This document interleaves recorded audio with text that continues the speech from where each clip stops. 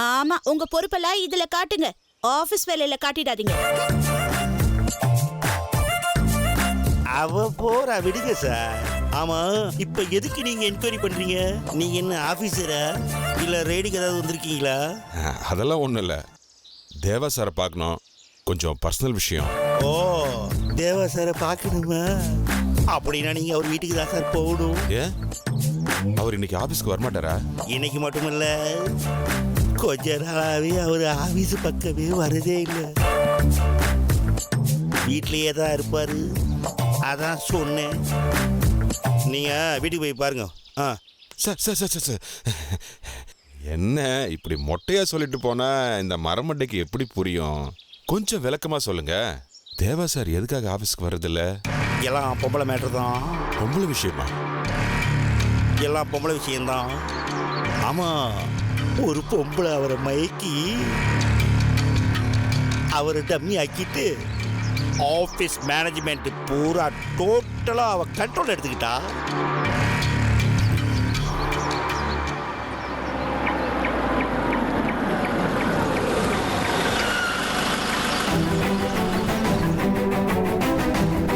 ஐயோ, நந்தினி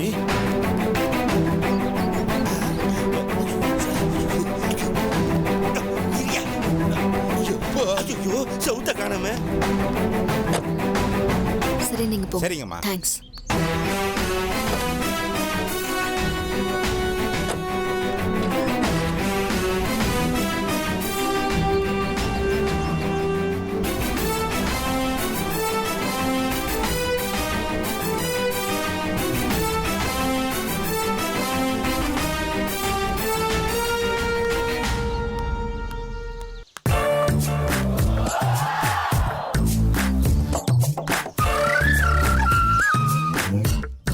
என்ன சார், நீங்களும் அந்த பொம்பளை கிட்ட தருமடி வாங்கியிருக்கீங்க போல இருக்கு.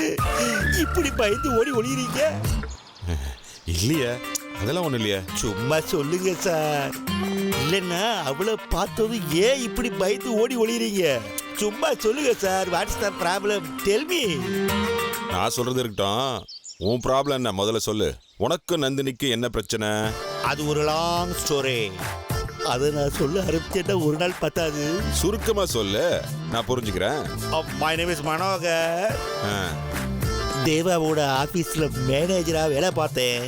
Full total control. என்ன பொய் இல்லாதையும் பொல்லாதையும் சொல்லி அசிஸ்டன்ட் மேனேஜரா என்ன டீப்ரமோட் பண்ணிட்டா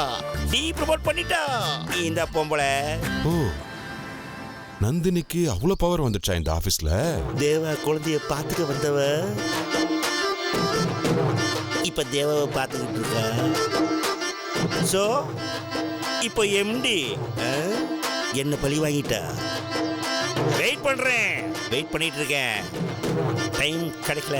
டென்ஷன் வேணாம் மனோகர். நந்தினி உங்களை டீப்ரமோட் பண்ணால, ஆனா நான் உங்களுக்கு ப்ரமோஷன் வாங்கி தரேன். ப்ரமோஷன்? யாரு நீ எனக்கு? Who are you man? Who are you?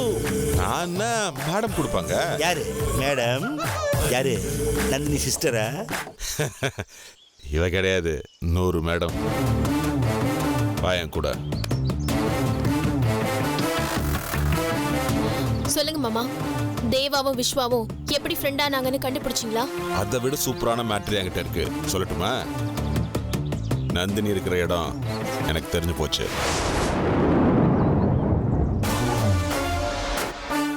எங்க இருக்கா தெரியுமா? தேவாவோட ஆபீஸ்ல. அதுவும் சாதாரண போஸ்ட்ல இல்ல, அந்த ஆபீஸ்லயே இருக்கிற டாப் மோஸ்ட் போஸ்ட்ல இருக்கா. இப்ப அந்த ஆபீஸோட மொத்த நிர்வாகமும் அவளோட கையில தான் இருக்கு.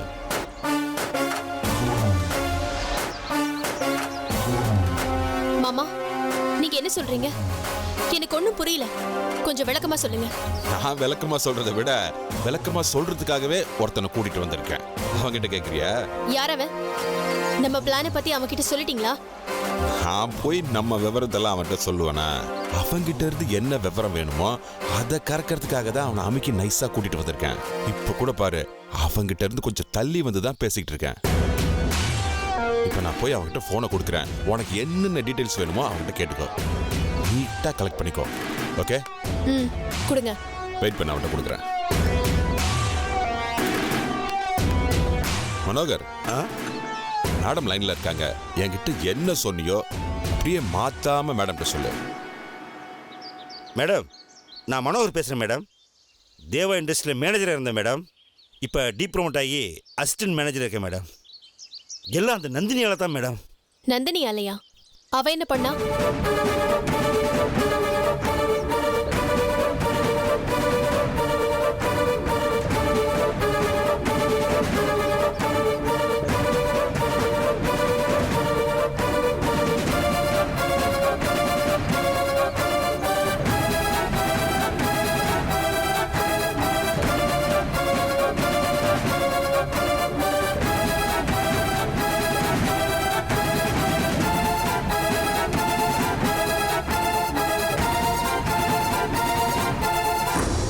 வீட்டு வேலை பார்க்க வந்தவன் மேடம் அந்த நந்தினி. ஆனால் இப்போ ஆஃபீஸில் உட்காந்துக்கிட்டு ஆட்டம் போடுறா. அவளை ஒழிச்சு கட்டினாதான் மேடம் எனக்கு நிம்மதி. Very good. இப்படி ஒரு வெறியோட இருக்கிற ஆளை தான் நான் தேடிக்கிட்டு இருந்தேன். நீ என்ன பண்ணணும் தெரியுமா? அந்த நந்தினியோட பேரை டேமேஜ் ஆக்கணும். அந்த ஆபீஸை அவளை காரி துப்புற மாதிரி கதை கட்டி விடணும். புரிஞ்சுதா? அப்படி ஒரு வேலையை தான் ஆரம்பிச்சிருக்கு. ஆனால் நான் சொல்றதை யாருமே நம்ப மாட்டேன்றாங்க. முதல்ல யாரும் நம்ப மாட்டாங்க.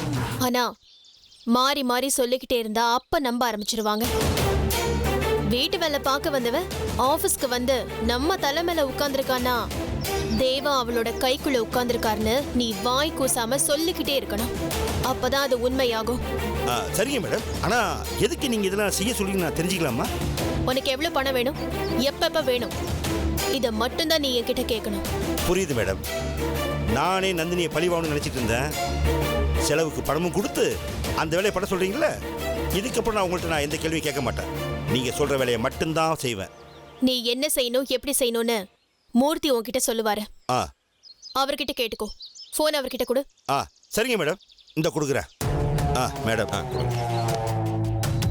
ஒரு நிமிஷம் அகிலா.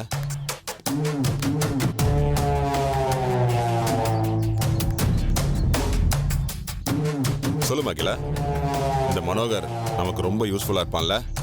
புதுசா வந்தவன அதிகமா நம்ப கூடாது மாமா. நம்மளை பத்தி எந்த அளவுக்கு சொல்லணுமோ அதை மட்டும் சொல்லி வேலை வாங்குங்க. அதெல்லாம் நான் பாத்துக்கிறேன் அகிலா. இப்போதைக்கு நமக்கு என்ன தேவை? தேவா ஆபீஸ்ல நமக்கு ஒரு கையால், அது இந்த மனோகர். இவன் உள்ள இருந்து ஆபரேட் பண்ணுவான், இவனை நாம வெளியே இருந்து ஆபரேட் பண்ண போறோம். உன் வேலை ஈஸியா முடிஞ்சுது.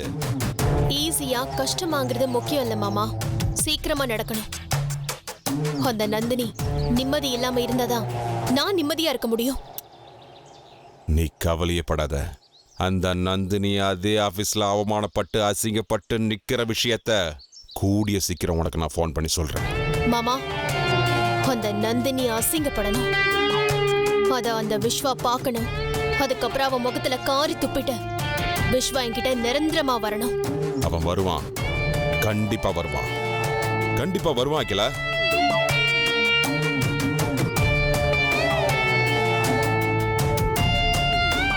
சாரி நந்தினி, விஸ்வா என்னை தேடி திரும்பி வரணும்னா நீ அசிங்கப்படுறது தவிர எனக்கு வேற வழியே தெரியல. என்ன மன்னிச்சிட்டு.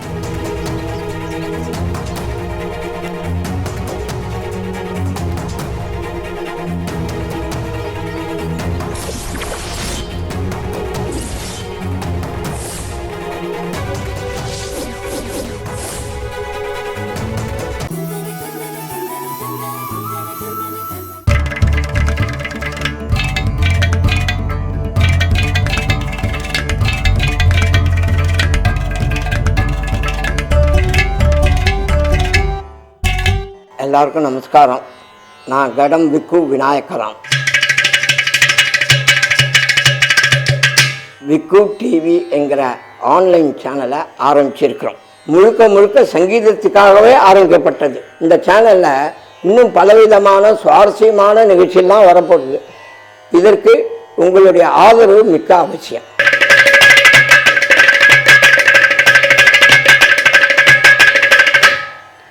சப்ஸ்கிரைப் விக்கு டிவி.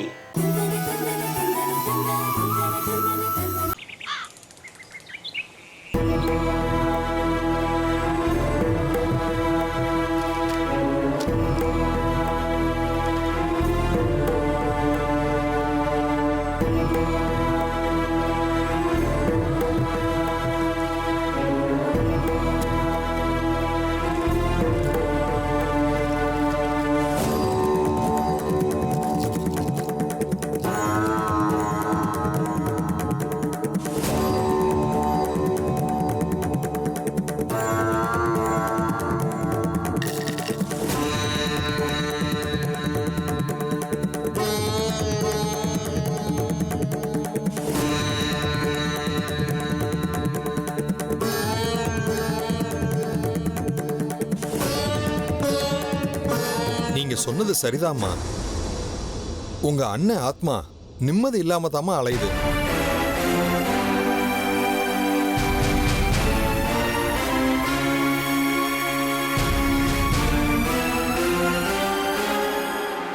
அவர் மனசுல ஒரு பெரிய ஒரு குறை இருக்கு. அதான் நிம்மதி இல்லாம அலையறாரு. உங்க கனவுலையும் வர்றாரு.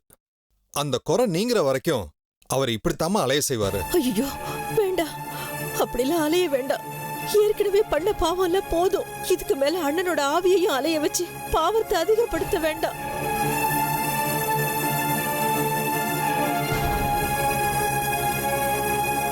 ஜோசியரே, அண்ணனோட ஆத்மாவை சாந்தி அடையறதுக்கு என்ன செய்யணும் சொல்லுங்க. அத நாங்க குடும்பத்தோட செய்யறோம். அவரு இறந்து எத்தனை நாள் ஆச்சு? போன அமாவாசைக்கு இறந்தாரு.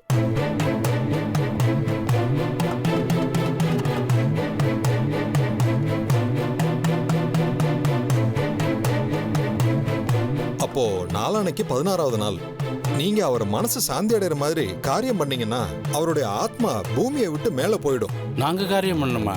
இல்ல, இதெல்லாம் அவங்க பசங்க தானே பண்ணணும். அவங்க பண்ணுவாங்க இல்லைங்கள. ஆனா பிரச்சனை உங்க வீட்டுல இருக்கே.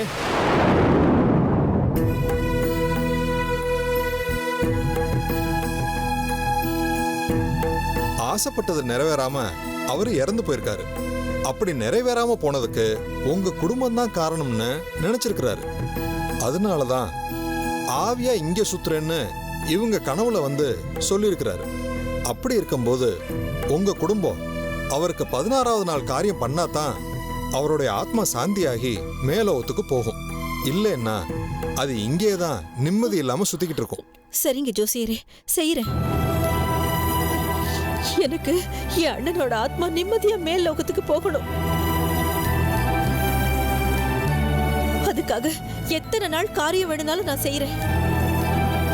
எங்க செய்யணும், எப்படி செய்யணும் கொஞ்சம் விளக்கமா சொன்னீங்கன்னா அதே மாதிரி செஞ்சிடுறோம்.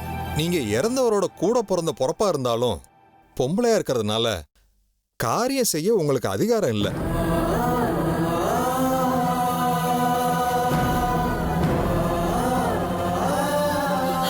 அப்படின்னா என் அண்ணனோட ஆவி நிம்மதி இல்லாம அலையத்தான் செய்யுமா? ஐயோ கடவுளே, ஏன் இப்படி சோதனைக்கு மேல சோதனையை கொடுக்கற? பதட்டப்படாதீங்கம்மா. விதின்னு ஒண்ணு இருந்தா விதிவிலக்குன்னு கண்டிப்பா ஒண்ணு இருக்கும். ஜோசியரே, நீங்க சொல்றீங்க, ஆனா எங்களுக்கு என்னன்னு புரியலையே. இந்த அம்மா தான் பண்ணக்கூடாது. ஆனா இறந்தவருக்கு மகமுறை யாராவது இருந்தாங்கன்னா அவங்க செய்யலாம்னு சொல்ல வந்தேன். மகமுறையிலையா? அப்படின்னா என் வீட்டுக்காரர் செய்யட்டும்பா.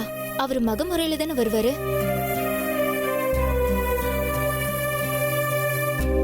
எப்படிக்கா சொல்ற? அம்மாவோட அண்ணன் நமக்கு தாய்மாமன். அப்ப நம்மள கட்டிக்கிறவங்க தாய்மாமனுக்கு மகமுறை தானே வரும். சரியா சொன்ன மாலதி. மூத்த மாப்பிள்ளையே மச்சானுக்கு காரியத்தை பண்ணிடலாம். என்ன மாப்பிள்ள, நீங்க பண்ணுவீங்க தானே? சரி மாமா. ஜோசியரே, 16ஆம் நாள் காரியத்தை எங்க வச்சு பண்ணலாம்? இங்க நம்ம வீட்டில் வச்சே பண்ணிடலாமா? பண்ணலாம். ஆனா உங்க விஷயத்தை பொறுத்த வரைக்கும் இறந்தவர் இயற்கையா சாகல, அகால மரணம் ஆயிருக்காரு. அதனால குன்றத்தூர் தாண்டி திருநீர்மலை குளத்தங்கர அம்மன் கோயில்ல காரியம் பண்ணீங்கன்னா ரொம்ப விசேஷமா இருக்கும். அந்த இடம் இப்படி அகால மரணம் அடைஞ்சவங்களுக்கு காரியம் செய்ய உகந்த இடம். அந்த இடத்துக்கு போய் செஞ்சீங்கன்னா நிச்சயமா இறந்தவருடைய ஆத்மா நிம்மதியாகி மேலோகம் போகும்.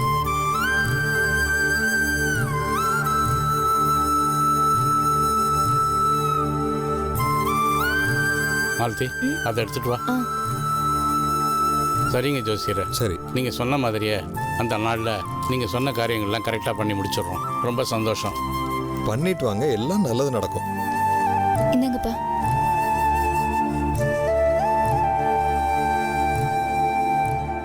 இந்தாங்க. அப்ப வரேங்க.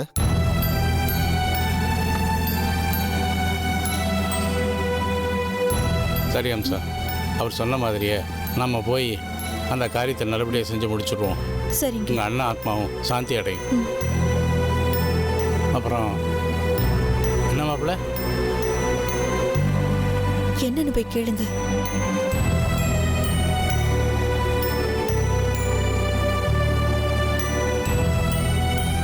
மாப்பிள்ள, ஏன் இங்கே வந்து நின்றுட்டீங்க? ஏன் ஒரு மாதிரியா இருக்கீங்க? என்னாச்சு மாப்பிள்ள? மாமா, இந்த கையால தான் மாமா அவர் பணத்தை நான் எடுத்துட்டு வந்தேன். இப்ப இதே கையாலே அவருக்கு காரியம் பண்ற மாதிரி ஆயிடுச்சுல்ல?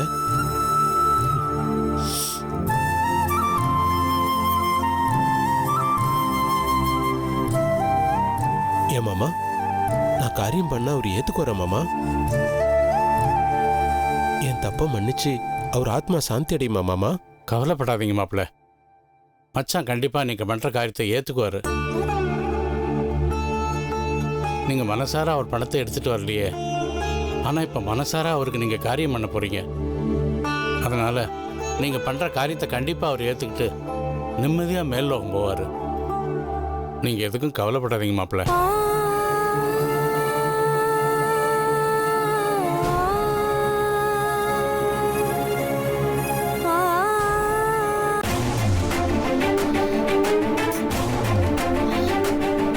மாமா, மதுரையில என்ன நடக்குது? நந்தினி பேரு டேமேஜ் ஆயிடுச்சா? அந்த தேவா ஆபீஸ்ல எல்லாரும் அவன் முகத்துல காரி துப்ப ஆரம்பிச்சிட்டாங்களா? சீக்கிரமா சந்தோஷமான செய்தியை சொல்லுங்க மாமா, ப்ளீஸ்.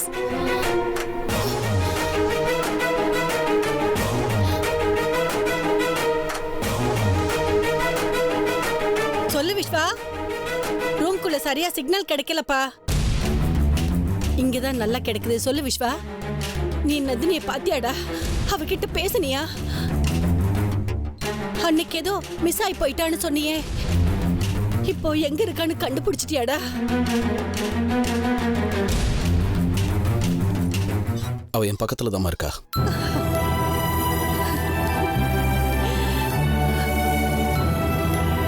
என்னது, நந்தினிக்கு பக்கத்துல தான் இருக்கியா? நீ சொன்னது கேட்டதும் எனக்கு எவ்வளவு சந்தோஷமா இருக்கு தெரியுமாப்பா. என் மருமக கிட்ட போனை கொடு, முதல்ல நான் அவகிட்ட பேசணும். போனை கொடு முதல்ல அவகிட்ட.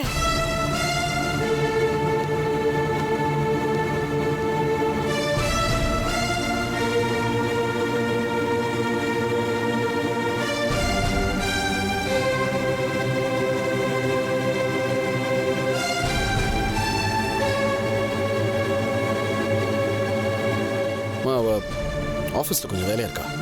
ஆபீஸ் வேலையாப்பா? என்னடா சொல்ற? அவ வேலை பார்க்குற ஆஃபீஸில் தான் நான் பர்ச்சேஸ் மேனேஜராக சேர்ந்திருக்கேன். நந்தினி வேலை செய்யற ஆபீஸ்ல நீ மேனேஜரா இருக்கியா? விஸ்வா, எனக்கு ஒண்ணும் புரியலடா. நந்தினி நீயும் ஒரே ஆபீஸ்ல வேலை பார்க்கறோன்னு சொல்ற, நீ மேனேஜர்னு சொல்ற. எனக்கு கொஞ்சம் விவரமா சொல்லுடா. சொல்றேம்மா, அகிலாவை கொஞ்சம் கூப்பிடு. என்னது, அகிலாவையா?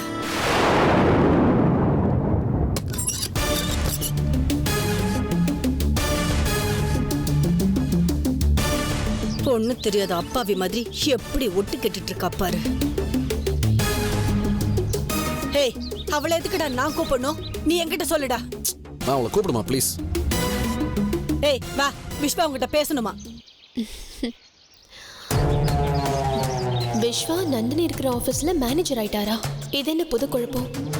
இத பத்தி மாமாவும் சொல்லல, மனோகரும் சொல்லல. திருவாரூர் தேர் அசைஞ்சு வர மாதிரி வர்றா பாரு, மூஞ்சிய முகரியா. என்ன முணுமுணுப்பு? பேசு. விஸ்வா, நந்தினி அக்காவை பார்த்துட்டீங்களா? நீங்க மதுரைக்கு போனதுல இருந்து எனக்கு நிம்மதியே இல்லை தெரியுமா? நந்தினி அக்காவை பார்த்துட்டீங்கன்ற நல்ல செய்திய எப்ப எனக்கு சொல்லுவீங்கன்னு நான் காத்துக்கிட்டே இருந்தேன் விஸ்வா. ஃபோன் ஸ்பீக்கர்ல போடு. போடுறேன் Vishwa.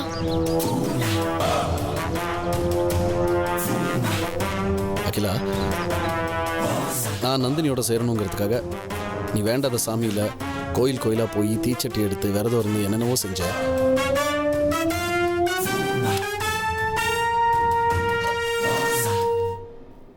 It has paid off. நான் நந்தினியை பார்த்துட்டேன். நீங்களும் நந்தினி அக்காவும் ஒண்ணு சேரணும்னு நான் ஆசைப்படுறேன் விஸ்வா. அதைத்தான் நான் தினமும் சாமி கிட்ட வேண்டிக்கிட்டு இருக்கேன். தெரியும் அகிலா. இன்ஃபேக்ட் நான் அவளை அன்றைக்கே பார்த்துட்டேன். பட் அன்றைக்கி இருந்த அவசரத்துலையும் டென்ஷன்லையும் என்னால் அது உடனே உங்கள்கிட்ட சொல்ல முடியல. அவள் ஒர்க் பண்ணுற கம்பெனியில் தான் நானும் ஒர்க் பண்ணுறேன். என்ன அவன் மேனேஜிங் டைரக்டர், நான் பர்ச்சேஸ் மேனேஜர். மேனேஜரா? அது எந்த கம்பெனி? யார் கம்பெனி? இங்கே தேவா இண்டஸ்ட்ரீஸ்ன்னு சொல்லிட்டு தேர்ஸ் ஒன் மிஸ்டர் தேவா, ரொம்ப பெரிய ஆள், ஹைலி ரெப்யூட்டட், நல்ல மனுஷன். அவரோட கம்பெனியில் தான் 2 பேருமே வேலை பார்த்துட்டு இருக்கோம். அகிலா, ரொம்ப நல்லதா போச்சு விஸ்வா. நந்தினி அக்கா கிடைக்காம நீங்க எங்கெல்லாம் அலைய போறீங்களோன்னு நான் பயந்துகிட்டே இருந்தேன். ஆனா கடவுள் உங்களை நந்தினி அக்கா பக்கத்திலேயே கொண்டு போய் சேர்த்துருச்சு. நந்தினி அக்காவை எப்படியாவது கன்வின்ஸ் பண்ணி இங்க கூட்டிட்டு வந்துடுங்க விஸ்வா. கண்டிப்பா அகிலா, நானும் தான் யோசிச்சுட்டு இருக்கேன். என்ன ஒரே ஒரு ப்ராப்ளம், அவளுக்கு என் மேலே உள்ள கோபம் இன்னும் குறையல.